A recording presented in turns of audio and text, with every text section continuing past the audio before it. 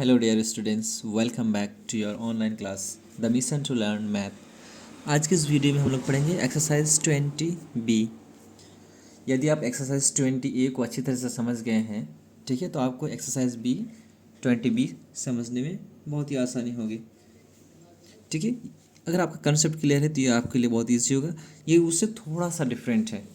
ठीक, आज हम लोग पढ़ेंगे क्वेश्चन नंबर 20B का। क्वेश्चन नंबर 1 क्या कह रहा है कि a rectangular grassy plot is 75 metre long and 60 metre broad. एक रेक्टेंगुलर ग्रासी प्लॉट है, यानी एक प्लॉट है, खेत है जो रेक्टेंगल के आकार का है, घास लगा हुआ है जिसमें उसकी लंबाई 75 मीटर है और 60 मीटर ब्रॉड है, यानी 60 मीटर क्या है, चौड़ाई है। It has a path of with 2 metre all around it on the inside. और उस ग्रासी प्लॉट के बीच में एक रास्ता है, उस रास्ते की चौड़ाई कितनी है, 2 मीटर है। पाथ मतलब रास्ता होता है, ठीक है। तो उसके अंदर चारों तरफ रास्ता है जो 2 मीटर की चौड़ाई लेकर है। ठीक, find the area of the path and the cost of constructing it at the ₹125 पर मीटर स्क्वायर। तो उस रास्ते की एरिया क्या है और उस रास्ते को अगर कंस्ट्रक्ट किया जाए, बनाया जाए 120 पर मीटर के स्क्वायर से, तो कितना रुपया होगा। फिगर में समझते हैं। तो ये रहा फिगर।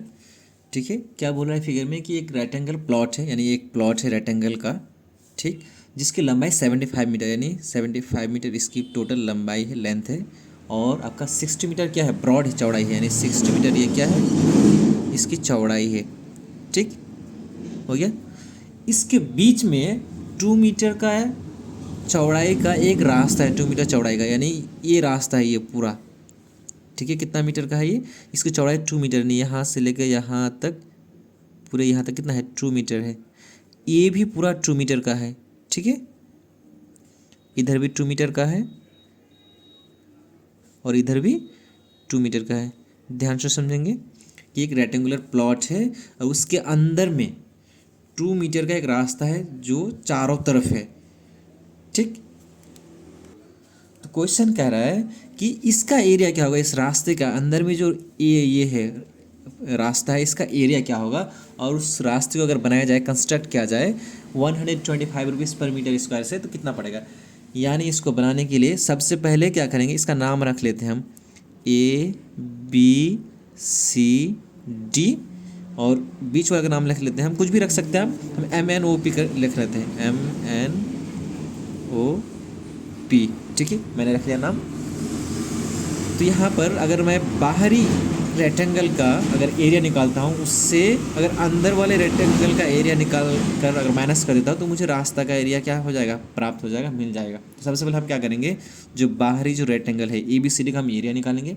उसके बाद फिर क्या करेंगे, MNOP का एरिया निकालेंगे। उसके बाद फिर ABCD के एरिया से MNOP का एरिया हम क्या कर देंगे, माइनस कर देंगे, तो मुझे रास्ते का एरिया प्राप्त हो जाएगा। और जब रास्ते का एरिया प्राप्त हो जाएगा तो क्या करना है, मुझे उसे 125 से मल्टीप्लाई कर देना है, मुझे कंस्ट्रक्ट का कॉस्ट प्राप्त हो जाएगा। So let's solve. Solution, outer length of the plot, यानी हमको पहले क्या लिखना है, आउटर जो एरिया है रेक्टेंगल है उसका एरिया निकालना है। ठीक है, तो outer length of the plot, यानी आउटर लेंथ, आउटर एरिया क्या है, ABCD। ठीक है, तो आउटर लेंथ कितना है, 75 मीटर है, एंड ब्रीथ बराबर 60 मीटर है। ठीक है, एंड ABCD के हम एरिया निकाले पहले, तो लेंथ इनटू क्या कर देंगे, ब्रीथ कर देंगे। So area of ABCD, area of ABCD बराबर L into B is equal to 75 into 60 बराबर आपका आ जाएगा,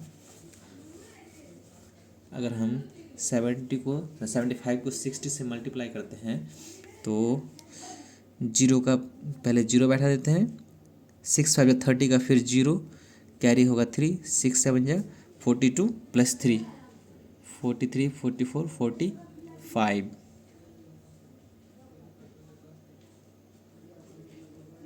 दैट मीन्स 4500 मीटर स्क्वायर। ये जो एरिया निकल के आया किसका निकल के आया, ग्रासी प्लॉट का, यानी टोटल एरिया निकल के आएगा। अब निकालेंगे हम MNOP का, अंदर का, ठीक है, क्या छोड़ते हुए, 2 मीटर का रास्ता छोड़ते हुए, ठीक है। Now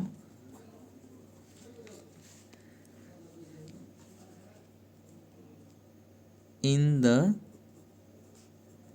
inner rectangle MNOP length is equal to 2 metre, sorry 2 metre नहीं होगा, ये 2 मीटर आपका क्या है, ब्रीथ भी नहीं है। देखिए हम अगर इनर लेंथ निकालते हैं, ठीक है, तो यदि मुझे इसकी लेंथ प्राप्त करना हो तो ध्यान दीजिए, टोटल लेंथ 75 है, यानी यहाँ से लेकर यहाँ तक 75 है। तो 75 में हमको अब कितना माइनस करना है, इधर का 2 मीटर माइनस करना है, इधर का 2 मीटर माइनस करना है, तभी मुझे क्या प्राप्त होगा, ये रेक्टेंगल का लेंथ प्राप्त हो जाएगा। ध्यान दीजिए यहाँ से यहाँ तक 75 है, क्लियर है। अब मुझे सिर्फ यहाँ से यहाँ तक निकालना है, तो ये जो यहाँ से यहाँ तक आया है तो 2 मीटर है ना, जो चौड़ाई दिया हुआ है, तो 75 से 2 मीटर इधर माइनस होगा, फिर इधर देखिए 2 मीटर का रास्ता छोड़ा हुआ है, तो इधर भी 2 मीटर माइनस होगा, यानी टोटल 4 मीटर माइनस होगा। तो लेंथ बराबर 75 माइनस, डायरेक्ट हम 4 कर देते हैं, बराबर आ जाएगा 71 मीटर। ये किसका लेंथ आ गया, ये भाग का, यानी यहाँ से लेकर यहाँ तक। उसी तरह अब हमको ब्रीथ निकालना है, NBREADTH इज इक्वल टू, ठीक उसी तरह 60 से हम क्या करेंगे, 4 माइनस कर देंगे। देखिए टोटल यहाँ से यहाँ तक 60 मीटर है, मुझे ये 2 मीटर इधर माइनस करना है, 2 मीटर इधर माइनस करना है, तभी मुझे ये प्राप्त हो जाएगा, ठीक है, ये वाला प्राप्त हो जाएगा। तो इसको प्राप्त करने के लिए इधर 60 से हम कितना माइनस करेंगे, 2 + 2 4 माइनस करेंगे, ठीक है, तो हो जाएगा आपका 56 मीटर। तो 56 मीटर ये वाला हो गया, यहाँ से यहाँ तक, यानी पूरा ये, यानी ब्रीथ प्राप्त हो गया किसका, अंदर वाले रेक्टेंगल का। अब हम क्या करेंगे, अंदर वाले रेक्टेंगल का एरिया निकालेंगे, यानी लेंथ इंटू ब्रीथ करेंगे, दैट मीन्स 71 × 56 करेंगे। ओके, सो एरिया बराबर L × B is equal to 71 × 56, that equals to, अगर हम 71 को 56 से मल्टीप्लाई करेंगे तो मुझे प्राप्त हो जाएगा 3976। ये एरिया आपका प्राप्त हो गया किसका, इसके अंदर का, ये वाला का। अब हमको क्या निकालना है, रास्ता का एरिया निकालना है। तो रास्ता का जब हम एरिया निकालेंगे तो टोटल एरिया से अगर हम ये माइनस कर देते हैं तो मुझे प्राप्त हो जाएगा। Okay, so area of the path, now area of the path,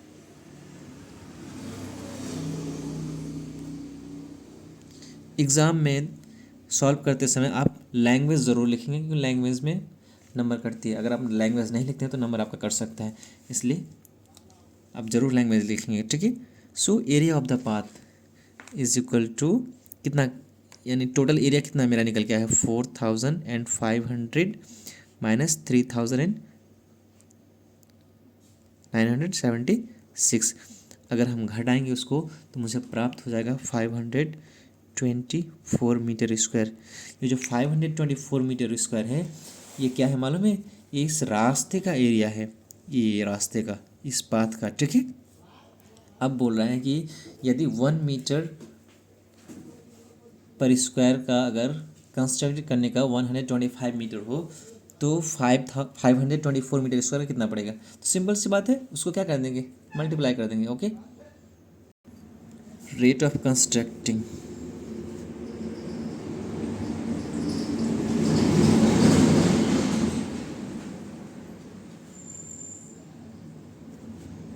is equal to ₹125 पर मीटर स्क्वायर। So total